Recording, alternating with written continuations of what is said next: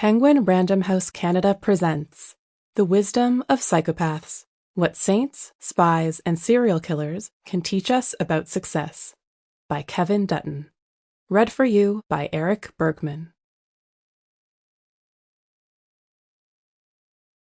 Preface.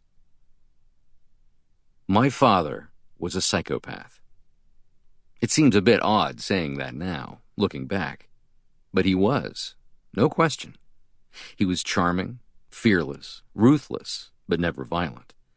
And he had about as much going on in the conscience department as a Jeffrey Dahmer cool box. He didn't kill anyone, but he certainly made a few killings. It's a good thing genes aren't everything, right? My father also had an uncanny knack for getting exactly what he wanted, often with just a casual throwaway line or a single telling gesture. People used to say that he looked like the scheming Del Boy in Only Fools and Horses, which he did, not just acted like him, which he also did. He too was a market trader. The BBC sitcom could have been a Dutton family video. I once remembered helping Dad sell a load of date books at Petticoat Lane Market in London's East End. I was 10 at the time, and it was a school day. The date books in question were a collector's item. They only had 11 months. "You can't sell these," I protested. "There's no January." "I know," he said. "That's why I forgot your birthday."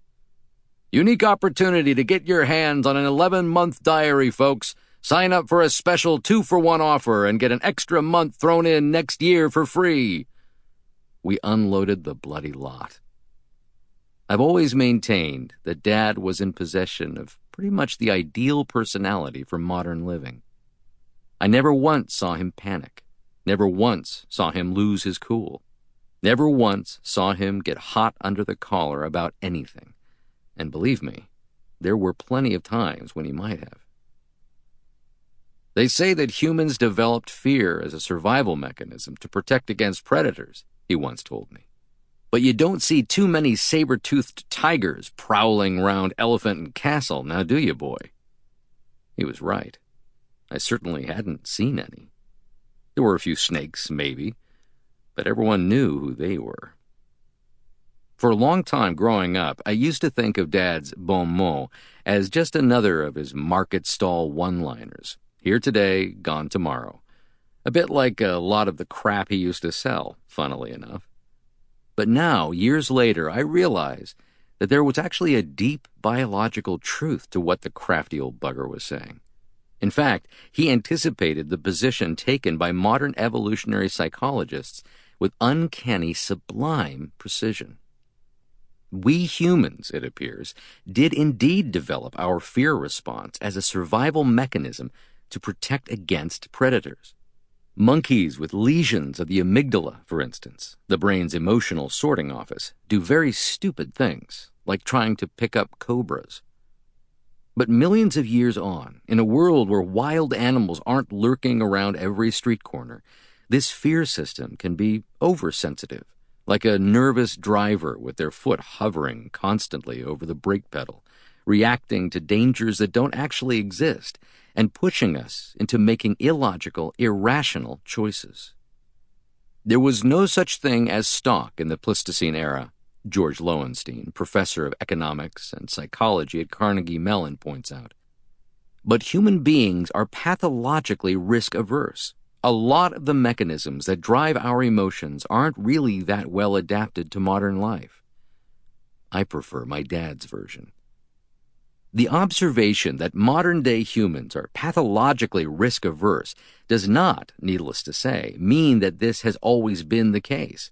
In fact, it might even be argued that those of us today who are clinically risk-averse, those of us, for instance, who suffer from chronic anxiety, simply have too much of a good thing.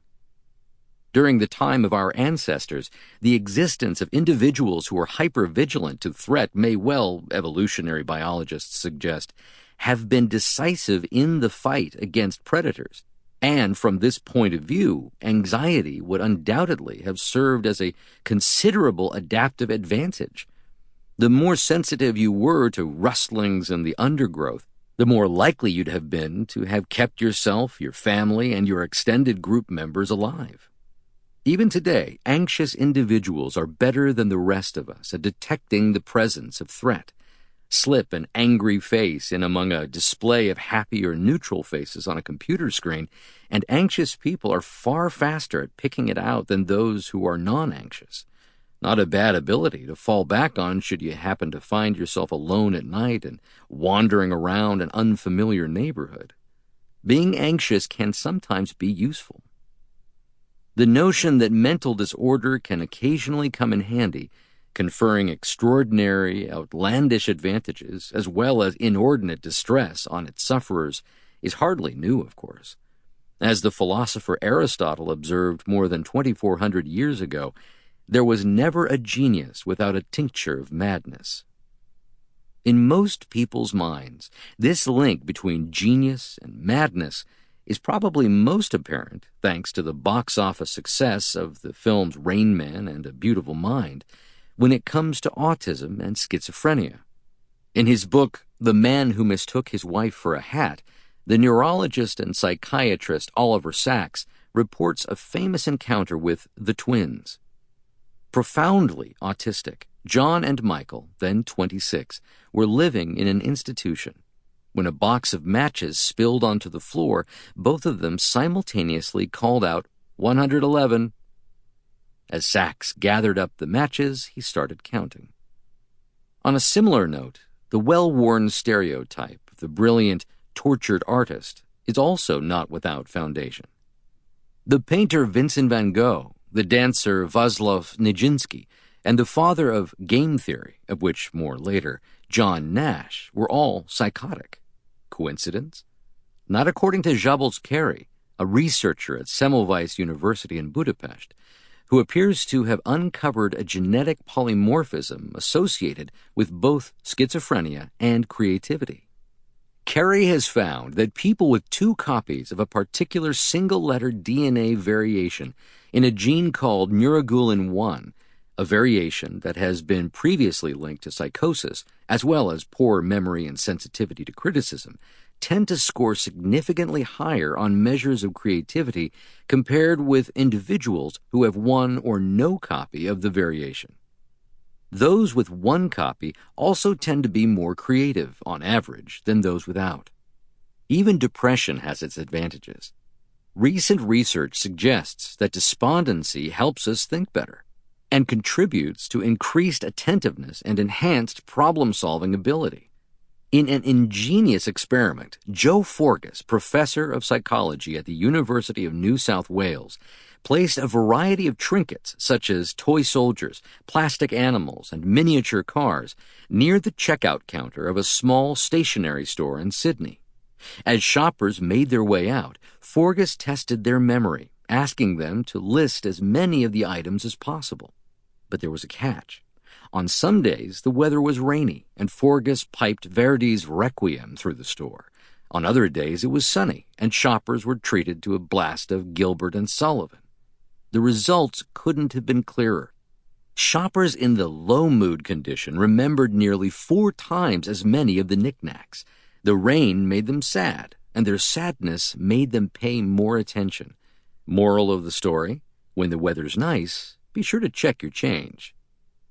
When you go down the road of disorders conferring advantages of clouds, silver linings, and psychological consolation prizes, it's difficult to conceive of a condition that doesn't pay off, at least in some form or another.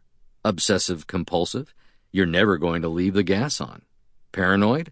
You'll never fall afoul of the small print. In fact, fear and sadness, anxiety and depression, constitute 2 of the 5 basic emotions that are found universally across cultures, and that, as such, virtually all of us experience at some point in our lives. But there's one group of people who are the exception to the rule, who don't experience either, even under the most difficult and trying of circumstances. Psychopaths.